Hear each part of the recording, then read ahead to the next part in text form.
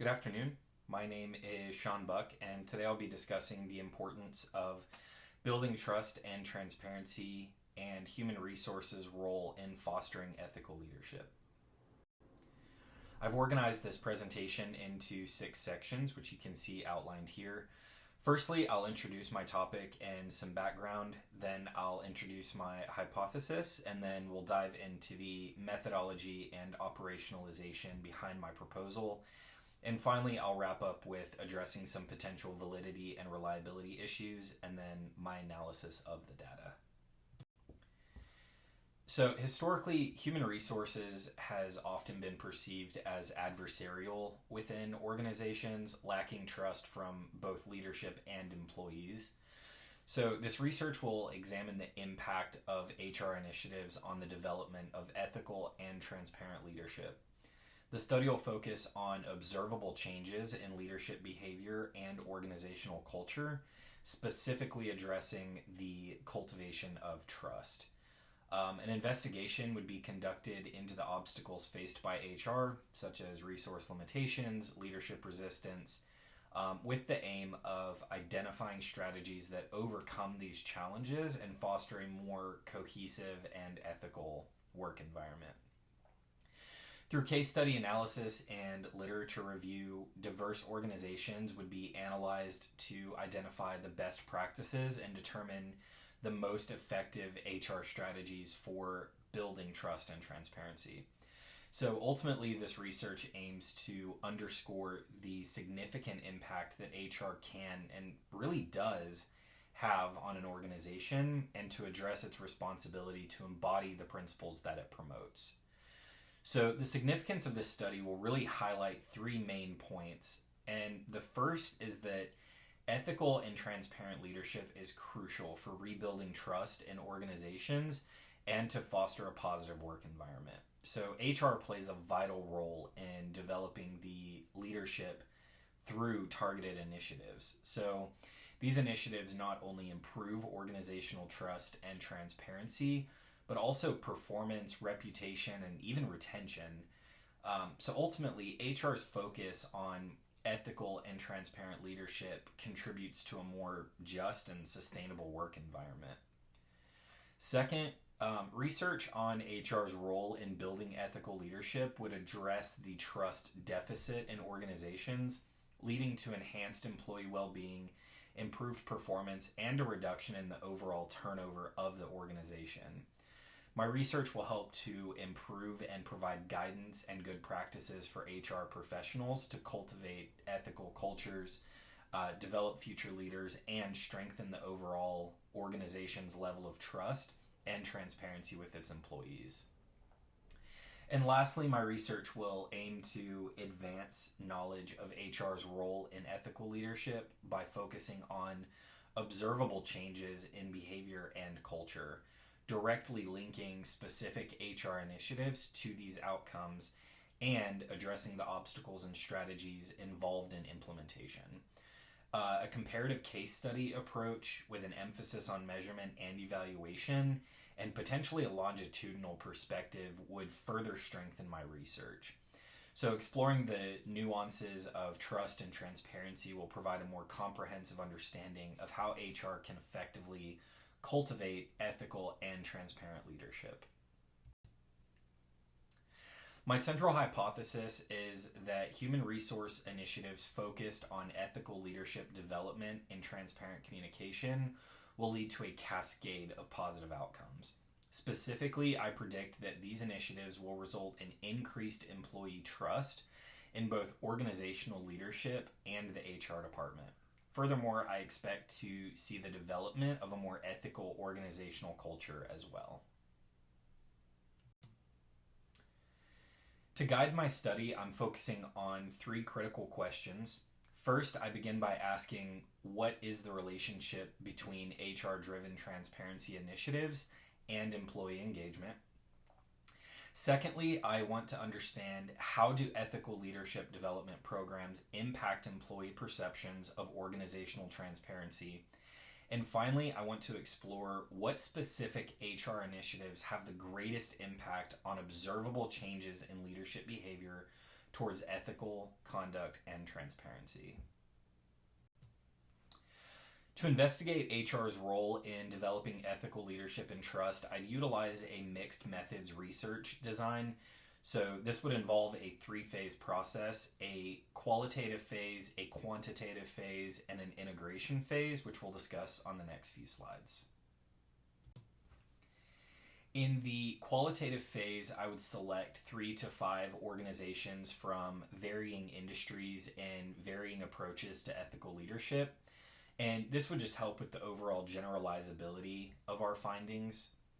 Secondly, I would conduct interviews, focus groups, and document analysis such as the Code of Conduct, Employee Handbook, ethics policies, training materials, communication strategies, and even performance evaluation forms to collect experiences, perception of trust and transparency, and then a deeper organizational context as a whole.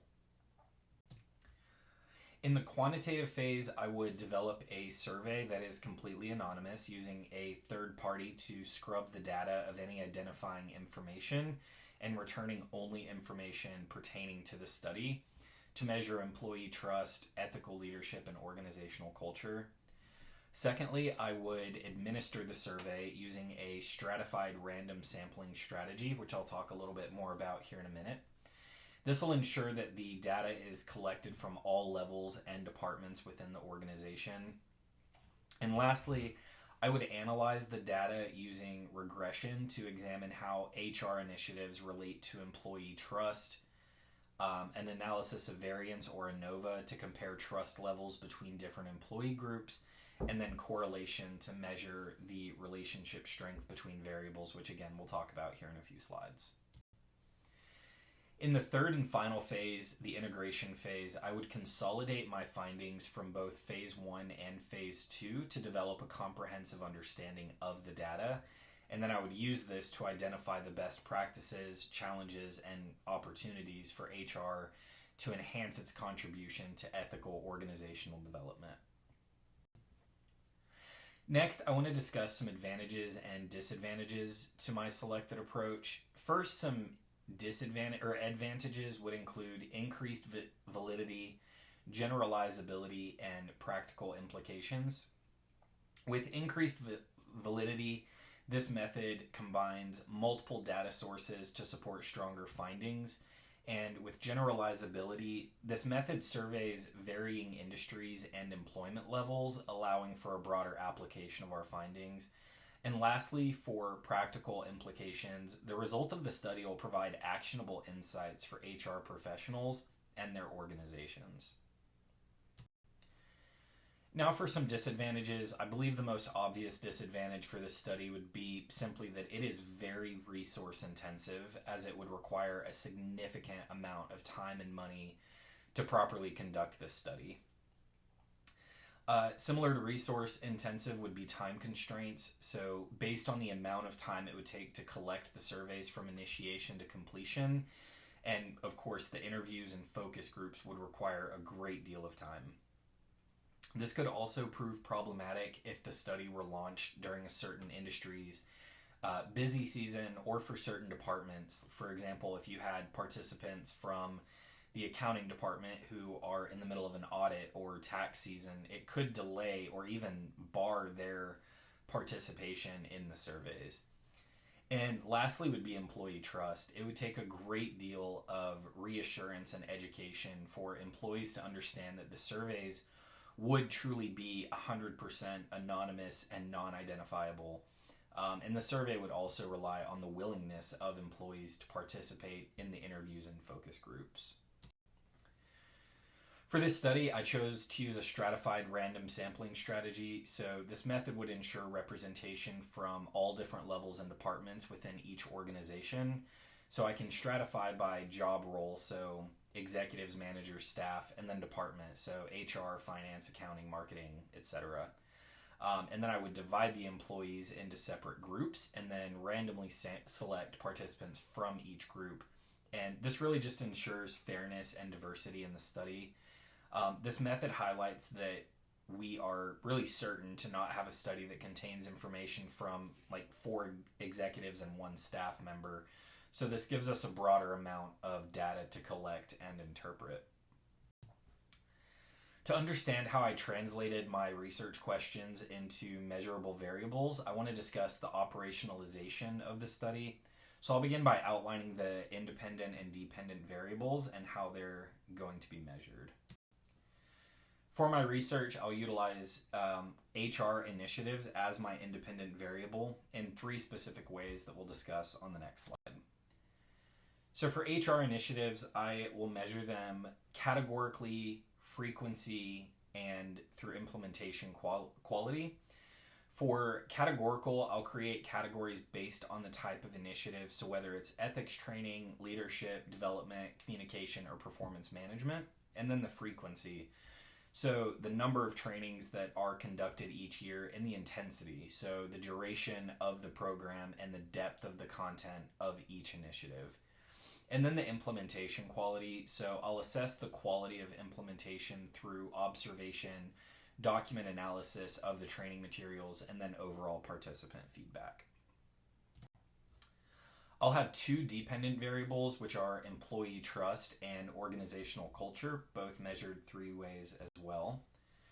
For employee trust, I'll utilize a Likert scale to measure trust in leadership and HR, including items to assess the integrity, competence, and predictability. And then I would conduct structured interviews with employees to gather qualitative data on their perception of trust and the factors that are influencing it. And then finally, I would look at behavioral measures by tracking indicators like employee turnover, absenteeism, and grievances, which can be indirectly related to trust. And to gauge the overall organizational culture, I would utilize a surveying software that scrubs data, allowing for a completely anonymous survey to measure the dimensions of organizational culture like the ethical climate, communication, collaboration, and even leadership styles. I would also utilize focus groups and interviews using a recording software to gather data on employees' perceptions of the organizational culture and its ethical dimensions. This would take an overwhelming amount of reassurance to the employees participating that their information provided would not be used in a retaliatory way whatsoever. It would not lead to reprimands, punishment, or even termination, that their information would solely be used for research purposes. And lastly, I would conduct a document analysis of the organization's code of conduct, employee handbook, ethics policies, training material, communication strategies, and performance evaluation forms to collect experiences, perceptions of trust and transparency, and then just deeper context for the organization itself. In any research, it's important to acknowledge the potential limitations regarding the validity and reliability of its data. So in the interest of transparency, let's look at some potential concerns regarding the method I chose for this proposal. One potential validity issue would be the social desirability bias, and what I mean by this is that participants might just provide answers that they think I want to hear or that they think is the right answer, versus providing information that will actually help our research. The second issue would be the sampling bias. So if we have an unrepresentative sample, this could skew our data. If we have too many executives and managers and not enough staff. So I hope to alleviate that issue by using the stratified random sampling strategy. And now we can move on to some potential reliability issues. So some potential reliability issues could be the overall consistency of the participants. So a participant might respond differently to questions at different times due to mood changes or changes in their understanding of what we're trying to accomplish through our research, or they become more comfortable with the study.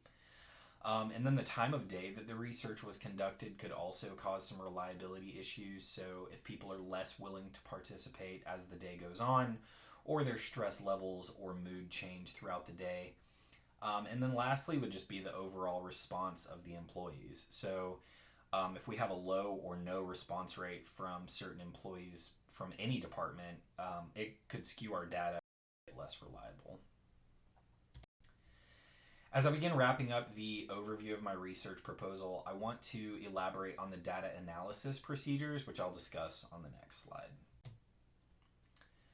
Specifically, I intend to employ multiple linear regression analysis to examine the relationship between various HR initiatives and employee trust.